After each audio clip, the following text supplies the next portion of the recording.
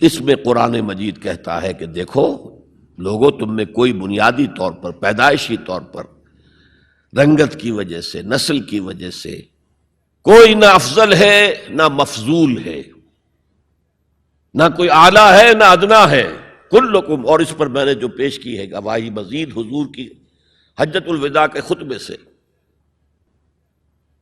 لا فضل لعربی علی عجمی ولا لعجمی علی عربی ولا لاسود علی احمر ولا لاحمر علی اسود الا بالتقوی کلکم بنو آدم وآدم من تراب۔ کسی عرب کو کسی اجمی پر کوئی فضیلت حاصل نہیں، حالانکہ عربوں کی گھٹی میں پڑا ہوا تھا کہ ہم بہت افضل ہیں، نطق تو ہمارے پاس ہے، بات ہم کر سکتے ہیں، خطیب ہمارے ہیں، باقی دنیا تو عجمی ہے، گونگے ہیں یہ لوگ۔ عجم کے معنی کیا؟ گونگے ہیں۔ حضور نے کہا لا فضل لعربی علی عجمی ولا لعجمی علی عربی، عجمی کو بھی، کسی اجمی کو کسی عربی پر کوئی فضیلت نہیں، ولا لاحمر علی اسود، کسی سرخ روح کو، سفید اور سرخ رنگت والے کو کسی سیاہ فام کے اوپر کوئی فضیلت نہیں، نہ کسی سیاہ فام کو کسی گورے پر کوئی فضیلت ہے۔ میں نے شروع میں جب میں حدیث پڑھتا تھا تو میں حیران ہوتا تھا کہ کیا کوئی کالے بھی یہ سمجھتے ہیں کہ ہم گوروں سے افضل ہیں؟ امریکہ میں جا کے بھید کھلا، وہ تو کہتے ہیں ہم مکمل انسان ہیں، یہ تو کچے ہیں، پکے ہوئے ہی نہیں ابھی، مذاق اڑاتے ہیں۔ ان کے ہاں جو ہے سفید چمڑی والوں کا شدید مذاق اڑتا ہے۔ تو حضور نے تو کہا تھا 1400 برس پہلے لولا لفضل لاسود علی احمر ولا لاحمر علی اسود، کسی گورے کو کسی کالے پر، کسی کالے کو کسی گورے پر کوئی فضیلت نہیں۔ کلکم بنو آدم، تم سب کے سب آدم کی نسل ہو، وآدم من تراب، اور آدم مٹی سے بنے تھے علیہ الصلوۃ والسلام۔ یہ جو نقطہ میں اتنے اہتمام سے بیان کر رہا ہوں، اس کے لیے میں گواہی اب دے رہا ہوں ایچ جی ویلز کی، نام سنا ہوگا آپ نے۔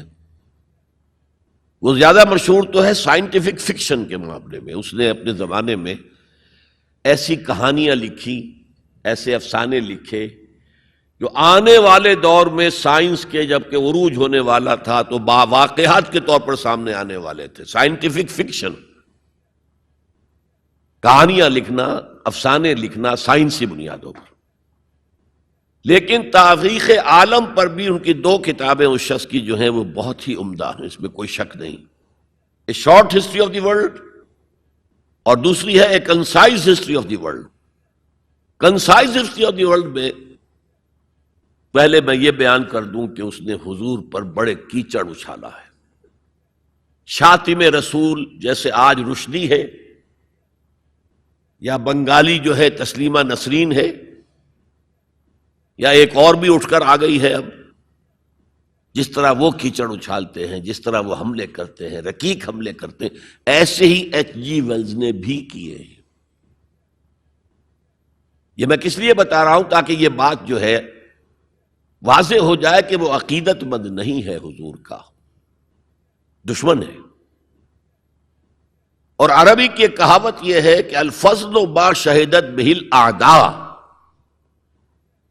دوست اور عقیدت مند تو تعریف کریں گے، کیا کسی مسلمان کے لیے ممکن ہے کہ حضور کی تعریف نہ کرے؟ بلکہ وہ نعتیں پڑھتے ہوئے غلوف بھی کر جائیں گے، کہیں سے کہیں پہنچا دیں گے۔ ہاں اگر دشمن تعریف کرے تو وہ بات ہے کہ جو قابل غور ہے۔ میں نے اس لیے اسٹیبلش کیا دشمن ہے، دوست نہیں ہے، عقیدت مند نہیں ہے۔ لیکن جو چیپٹر اس کا ہے حضور کی زندگی پر، اس کے آخر میں آ کر خطبہ حجۃ الوداع کا یہ حوالہ اس نے دیا، لا فضل لعربی علی عجمی ولا لعجمی علی عربی ولا لاسود علی احمر ولا لاحمر علی اسود الا بالتقوی۔ اور اس کے بعد جو اس کا ری ایکشن ہے، اس پر جو تبصرہ تھا کہہ رہا ہوں، اس کی وجہ بتا دوں گا بعد میں۔ معلوم ہوتا ہے گھٹنے ٹیک کر کوئی شخص جو ہے اور سر جھکا کر خراج عقیدت پیش کر رہا ہے۔ ایگزیکٹ الفاظ یہ تھے اس کے، although the sermons of human equality, fraternity and freedom were said before also.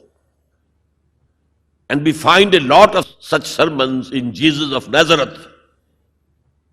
But it must be accepted that it was Muhammad sallallahu alayhi wasallam who for the first time in human history established a society based on these principles. کہ اگرچہ انسانی مساوات، اخوت اور حریت کے واس تو پہلے بھی بہت کہے گئے تھے، بہت کہے گئے تھے، اب عیسائی ہونے کے باوجود کہتا ہے کہ مسیح ناصری، جیزس آف نظرت، حضرت عیسیٰ علیہ السلام کے ہاں بھی واس تو بہت ہے، لیکن ان اصولوں پر کوئی معاشرہ وہ قائم نہیں کر سکے۔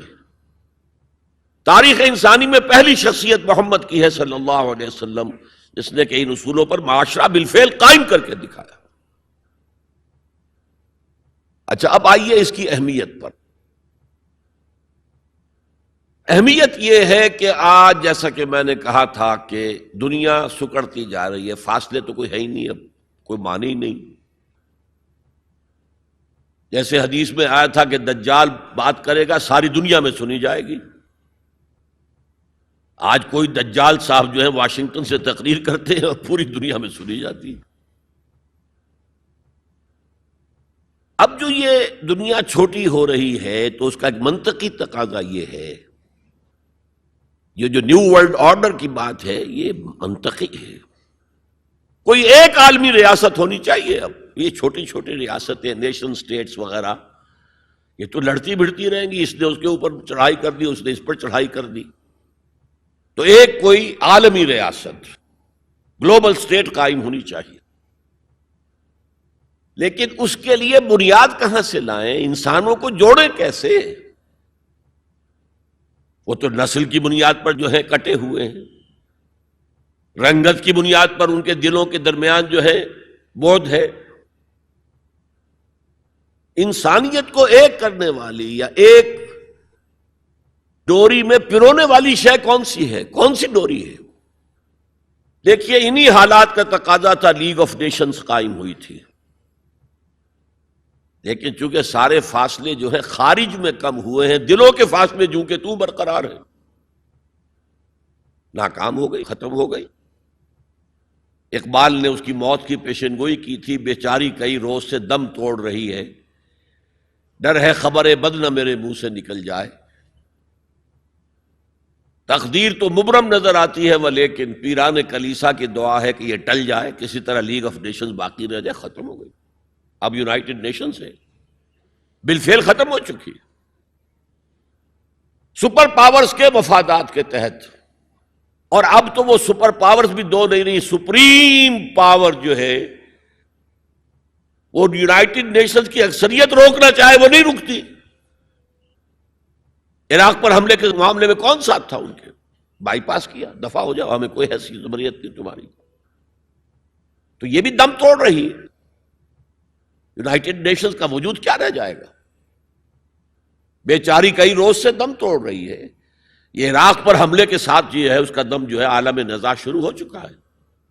ڈر ہے خبر بد نہ میرے منہ سے نکل جائے، تقدیر تو مبرم نظر آتی ہے، تو اٹل نظر آتا ہے کہ یہ فیل ہو جائے گا، ادارہ ختم ہو جائے گا۔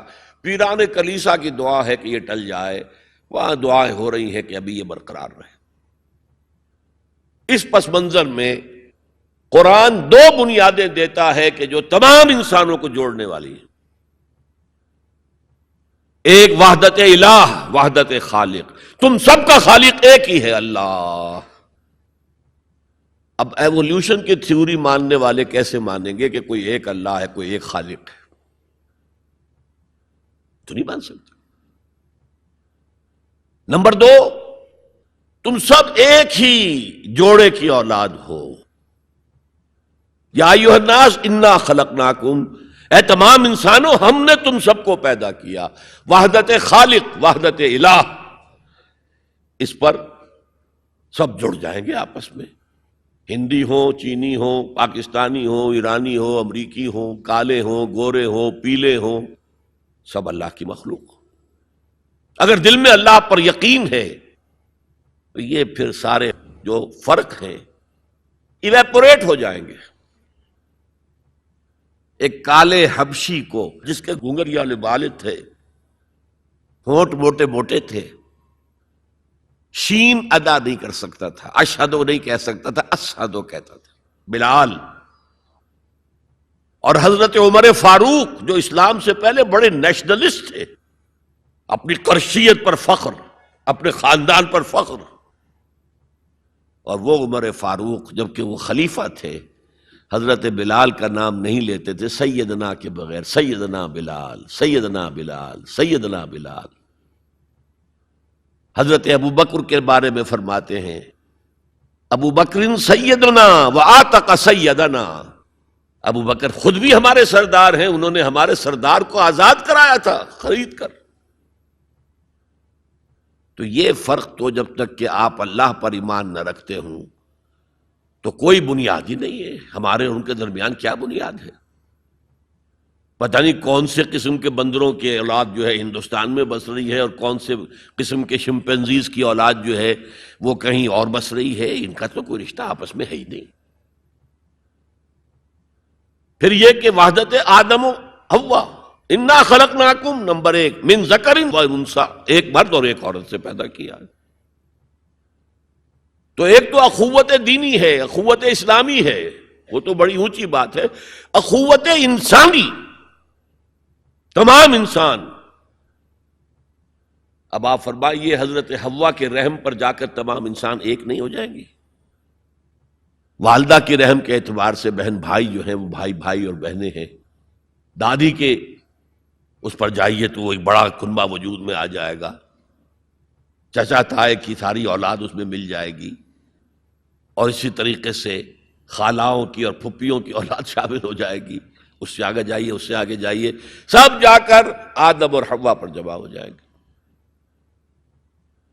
تو آج جو زمانے کا تقاضا ہے کہ یہ فاصلے کم ہو، نوع انسانی جمع ہو، ایک وحدت ہو جائے، وہ تقاضا صرف اسلام کی بنیاد پر طے ہو سکتا ہے، پورا ہو سکتا ہے، کسی اور کے پاس اس کے لیے کوئی بنیاد نہیں۔ هي الحلقات تحفظني بآيات من القرآن، هي الحلقات تملأني بحب المصطفى العدنان، هي الحلقات تحفظني